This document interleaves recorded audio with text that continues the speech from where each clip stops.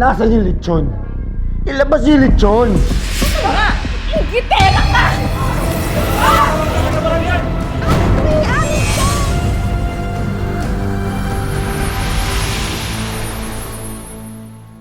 Hi, Mare! Wow, may Christmas tree na kayo. Tingnan nyo, may mga bagong gamit na naman si Nancy, oh. Hiram sana kami ng gamit pang luto. Hindi pa kasi namin nagagamit eh. Okay lang yun, Mare. Yun ka ba? At least mabinyagan na natin, di ba? Tsaka makita mo na rin kung may mga sira ba yan, kung gumagana ba. Mare, tiba-tiba tayo ngayong Pasko, ah. Sinuwerte lang dun sa trabahong pinapasukan ko. Sinuswerte ka nga naman. Walang swerte-swerte. Sa panahon ngayon, ha, landi at pambubudol na lang nakakapagpayaman sa tao. Pare, baka naman pwedeng makairit ng lechon sa inyo. Para sa Christmas party ng barangay natin, ako kasi yung nautusan ni Kap na maging punong abala. Lechon ang nakatoka sa amin, di ba napakalaking halaga naman yata, no? Di ba si Maring Nancy, malay kumita. Hindi na ako magtataka, ha. Siguro nilalandi-landi ni Nancy yung boss niya sa kumpanya, kaya ayan. Ako na bahala sa lechon. Kumat tatanawan. Meron pa namang natira sa Christmas bonus ko. Ayan na! Ang dami naming hinanda dito. May palitsyon pa tayo. Huwag mo na ipasok yun sa taas, ha. Huwag mo nang iyak yan.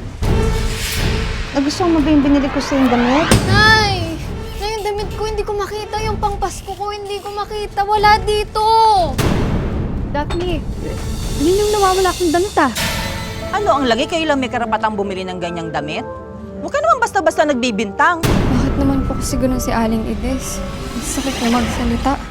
Wala kang pambili ng lechon, kaya ako nang gumawa ng paraan. Nancy, siguro inuwi mo sa bahay niyo yung lechon, no? Bakit naman namin iuwi? Huwag na natin hayaang sirain ni Des, Martin at Daphne yung Pasko nating pamilya. Nagpapanggap kayo. Siguro, pinagyabang mo lang na kayang-kaya yung pamukha sa amin na kaya niyong bumili ng lechon. Ma! Ano ba? Ma, tingnan mo dito. Ba't ang dulas dito sa kwarto ko? Parang nagmamantika. Ilusyon mo lang yan. Tumigil ka nga dyan. Matuto ka kasi maglinis ng kwarto mo, eh.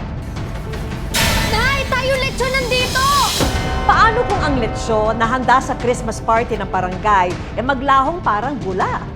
Umaatikabong away yan ng magkakapit-bahay. Ano kaya ang kahantungan ng kanilang Pasko?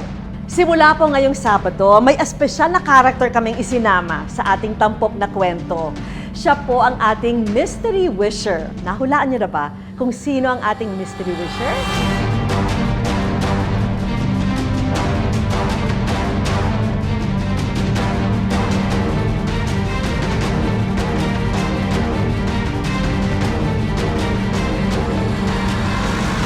Abangan sa Wish pa lang ngayong Sabado, 4 p.m.